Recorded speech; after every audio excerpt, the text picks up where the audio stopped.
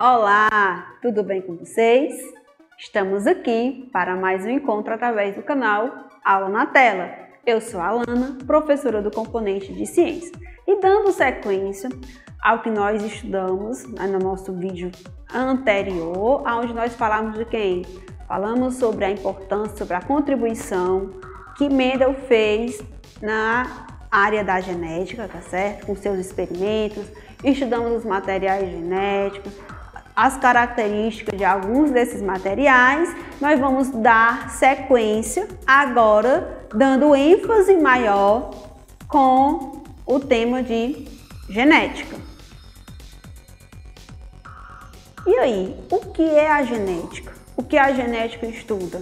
A genética ela é a área da ciência que ela estuda as características hereditárias, ou seja, aquelas características que vão passando de pais para filhos, de geração em geração, independente de ser pessoas, de ser animais, de ser plantas, mas que há uma sequência.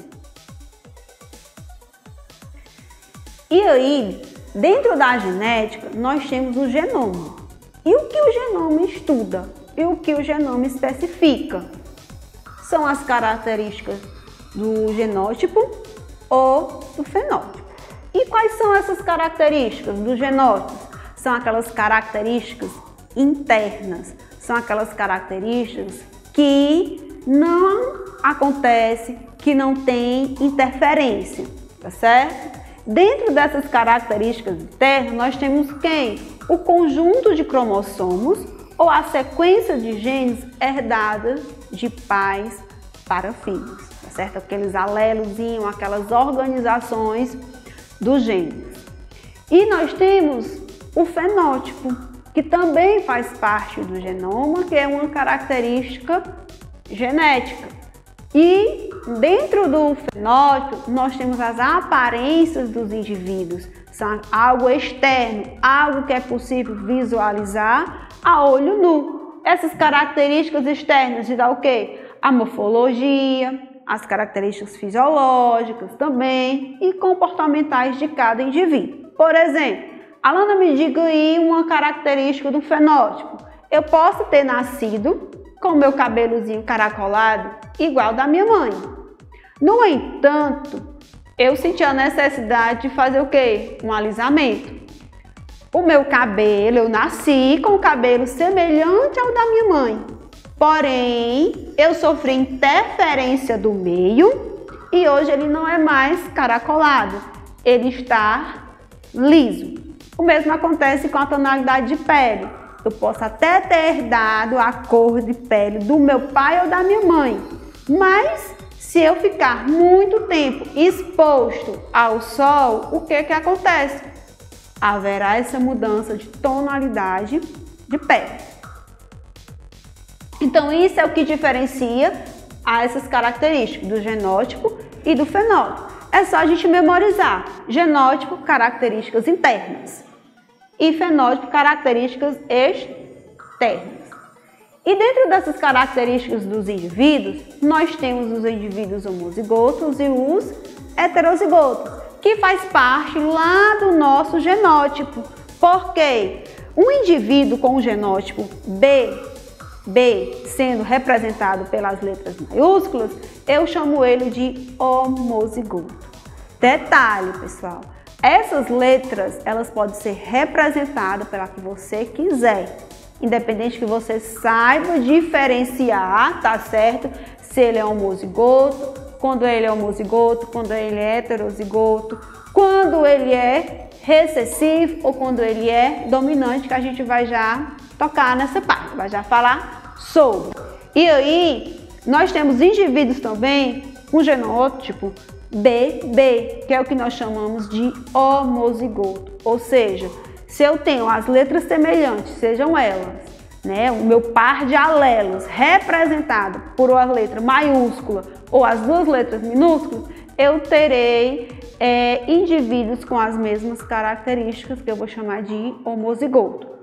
Se eu tenho um indivíduo com genótipo B maiúsculo e B minúsculo, ou A maiúsculo e A minúsculo, ele é chamado de heterozigoto. E essa informação é importante para nós diferenciarmos, tá certo, o sexo feminino do sexo masculino. Dentre essas características, nós temos os genes dominantes e nós temos os genes recessivos. O dominante, ele é sempre representado ou pelas duas letras maiúsculas ou por uma letra maiúscula e uma letra minúscula.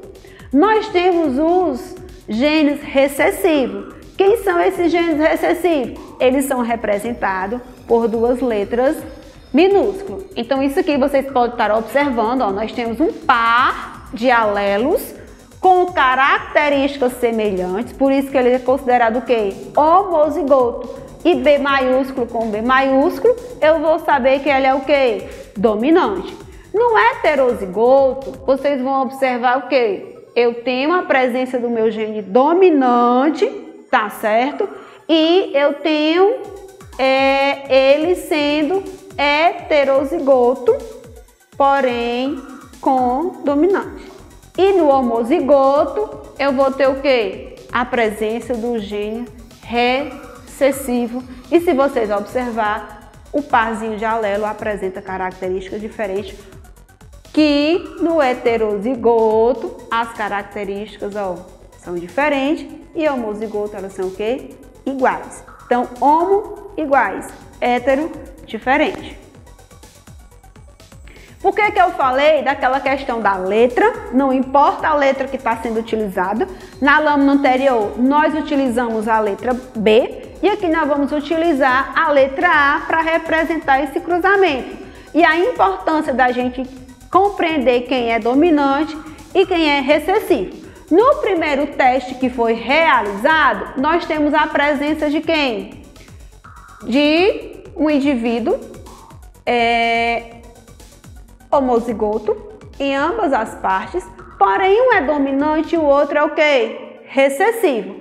Quando acontece esse cruzamento, nós vamos gerar indivíduos totalmente dominantes. Porque, ó, quando eu faço esse cruzamento, digamos que a gente pode chamar aqui, ó, Azão com Azinho ou A maiúsculo com A minúsculo, eu vou ter aqui, ó, A maiúsculo e A minúsculo, aonde o meu A, ele representa quem? Ele representa as características dominantes, não importa a quantidade. Novamente fazendo esse cruzamento, nós vamos ter a presença apenas de 25% de um indivíduo recessivo. Os demais serão o quê? Eu tenho a presença dos indivíduos dominantes. Aonde?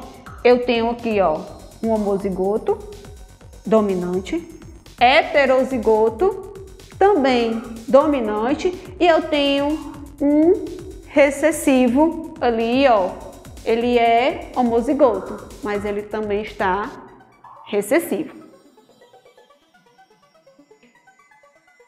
E a questão dessa hereditariedade em humanos? Essas características que é passada de geração em geração. Tem alguns genes que eles ficam adormecidos, tá certo? Por um determinado período. Por isso que muitas vezes um neto nasce com uma característica semelhante ao avô, porque esse gene ficou adormecido e somente nessa sequência de geração ele veio surgir no neto, no bisneto e assim sucessivamente. Então nós já sabemos que são transmissões, que são informações que são passadas de geração em geração de cada indivíduo. Vocês podem observar por essa imagem aonde nós trouxemos para fazer esse paralelo. E eu trago aqui duas indagações para você. Será? Se uma mulher e um homem, ambos sem sardas, eles são, ó, se são ambos sem sarda, eles são recessivos. Tiverem filhos, os filhos poderão ter sardas? A segunda indagação. Se um homem com sardas, heterozigoto, S maiúsculo e S minúsculo, observe que nós já temos a presença de um gene aí dominante.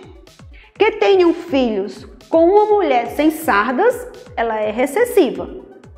Os descendentes poderão ter sardas? Todos eles ou apenas algum?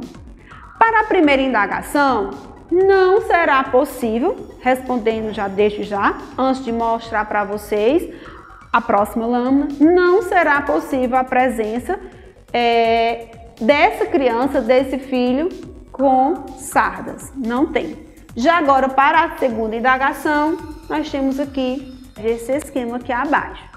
Lá na pergunta, citava que o homem é o quê? Heterozigoto. E pela presença, como era S maiúsculo e S minúsculo, a gente já identifica que ele é dominante. E nós temos os óvulos de uma pessoa, de uma mulher, no caso ele é recessivo, SS. Então, quando acontecer essa fertilização, né, quando houver essa fecundação, o que é que vai acontecer? Eu tenho a distribuição aqui, ó, do S maiúsculo e o S minúsculo, do meu gene heterozigoto, e eu tenho aqui, ó, do homozigoto, no caso é o óvulo. Quando houver esse cruzamento, o que é que eu vou ter? Quando eu cruzar S maiúsculo com S minúsculo, eu vou ter um gene dominante. Se eu tenho esse gene dominante, eu vou ter a presença de um indivíduo com sardas. Quando eu cruzar novamente o S maiúsculo do homem com o outro S minúsculo do óvulo, no caso da mulher, eu vou ter o indivíduo com a presença de sardas. Agora, esse cruzamento vai acontecer através de quem? Dos S minúsculo. Quando houver o cruzamento desse S minúsculo com outro S minúsculo, eu vou ter SS.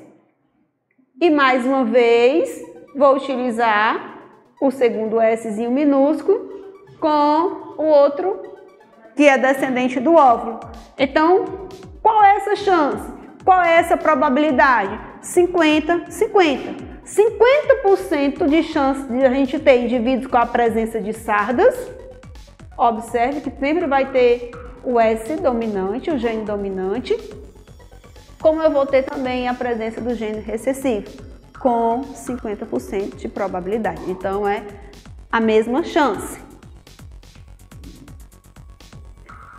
Parecidos, mas geralmente diferentes. Talvez você seja um ou uma, tem alguém na sua família ou alguém que você conheça muito próximo, que é a presença de crianças, de jovens, de adultos que são gêmeos. E aí, o que é que a gente sabe sobre isso? Nós temos gêmeos semelhantes e nós temos gêmeos que apresentam características totalmente diferentes. Quando eles apresentam características diferentes, né, que é o fenótipo, geralmente o genótipo também apresenta algumas características diferentes entre eles. E como é que a gente classifica esses gêmeos que nós chamamos de fraternos ou dizigóticos? São gêmeos, embora foram gerados no mesmo período, nasceram de um mesmo parto, mas eles vão apresentar o quê? Características físicas diferentes. Já no caso dos gêmeos idênticos ou monozigóticos, segundo algumas pesquisas, até as características lá do genótipo eles são semelhantes. E as fenótipo também, eles apresentam essas mesmas características. Nem sempre a gente pode apresentar características semelhantes aos dos nossos pais. Porque vai acontecendo essa mudança nessa formação, como a gente pode observar. Que muitas vezes até gêmeos, eles nascem com características e sexos diferentes. E tem sempre uma pergunta com relação aos cromossomos sexuais. Tem uma pergunta que geralmente a gente faz quando sabe que uma criança nasceu, se não for uma pessoa muito próxima da gente. A gente diz logo assim: é menino ou menina? E claro que tem alguns casos que realmente só dá para identificar o sexo da criança quando acontece o nascimento. Porém, a gente já sabe que a medicina ela é bem avançada, já avançou bastante, que já dá para a gente identificar o sexo de uma criança a partir de poucos dias, de poucos meses de gestação. Mas aí a gente fica se perguntando, né? É menino ou é menina? Muitas vezes até quando nasce. Porém, o que acontece? O que é que determina se vai ser menino ou menina? Não vai ser ao nascer. Vai ser no momento da fertilização. Fertilização do quê? Do espermatozoide com o óvulo. E nós sabemos que o homem, ele apresenta, tá certo? O gênero do homem, ele é heterozigoto, representado por duas letras. Nesse caso aqui a gente está representando, mas você aí pode representar da melhor forma, com a melhor letra que você encontrar, desde que sejam letras diferentes. X e Y é a representação dos espermatozoides. Já do óvulo, o que é que acontece?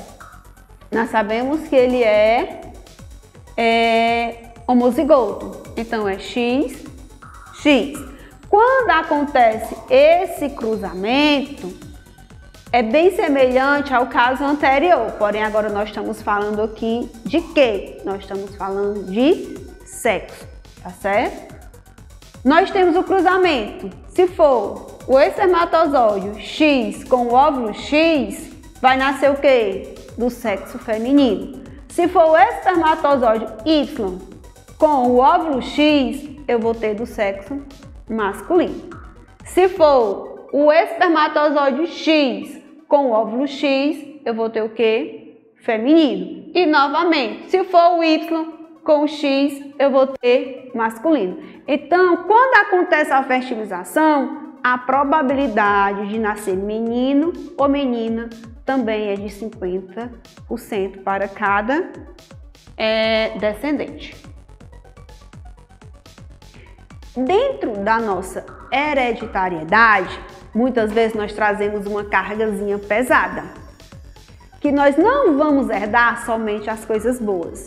Muitas vezes a gente pode também herdar as doenças, que é o que nós chamamos de doenças hereditárias. São algumas anomalias que vão passando de geração em geração.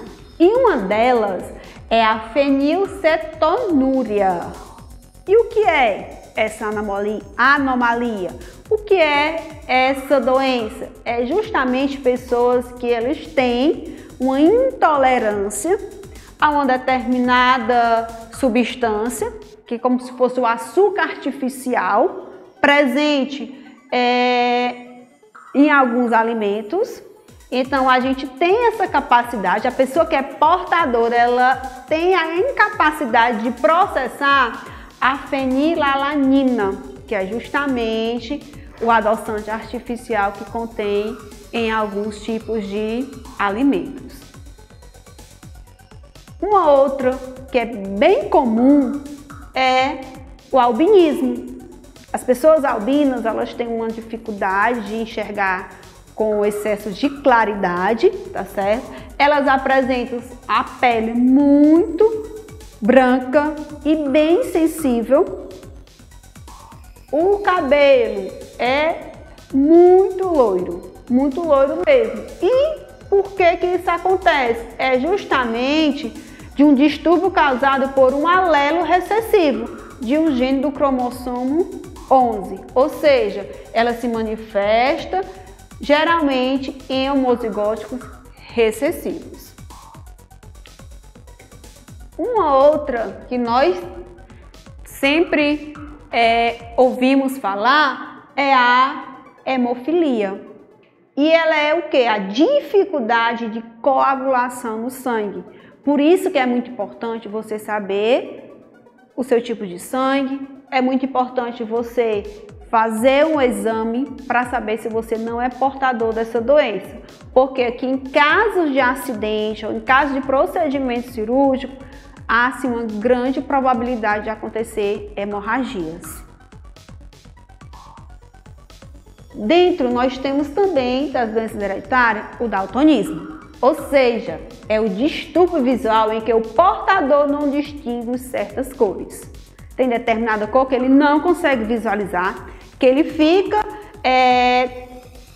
comparando, ele troca ou ele aproxima de uma para que ele possa realmente identificar qual é a cor. Mas é bem complicado pessoas que são portadores de daltonismo de identificar as cores, porque a visão deles só tendencia para aquela cor que seja mais forte, que ele tem a atração em visualizar. Dentro dessas anomalias, nós também herdamos podemos herdar, ou pode acontecer, no caso dentro da genética, da aneuploidia. E o que é isso? É justamente as alterações nos cromossomos. Quando vai acontecer essa questão da divisão dos cromossomos, ou há um aumento ou há diminuição de algum tipo dos cromossomos.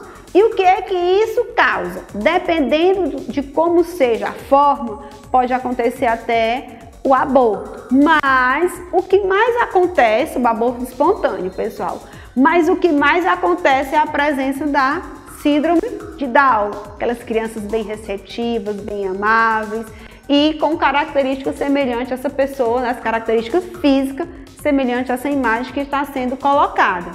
E por que isso acontece? Porque na formação dos gametas, o número diploide dos cromossomos é reduzido à metade. Então, por isso que muitas vezes pode acontecer de uma determinada criança nascer com essa anomalia. Lembrando que ela pode ser para mais ou pode ser para menos quando acontece essa divisão celular. Para finalizar, vamos trazer aqui o nosso exercitar.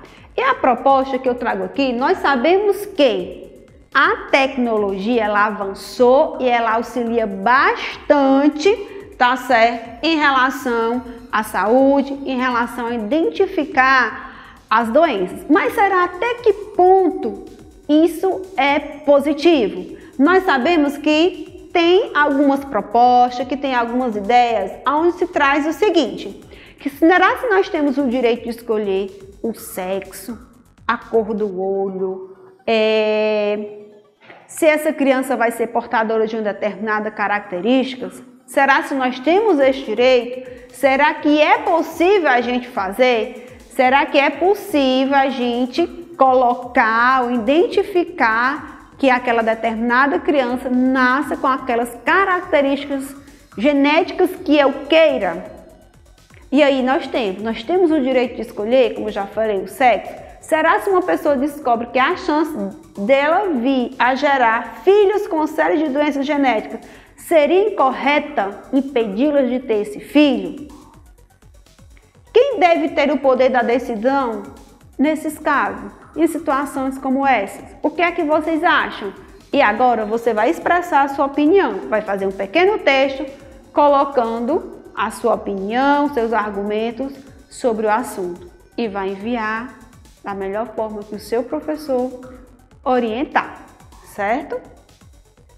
E ficamos por aqui, espero que tenham gostado e não deixe de seguir o nosso canal. Até o próximo encontro!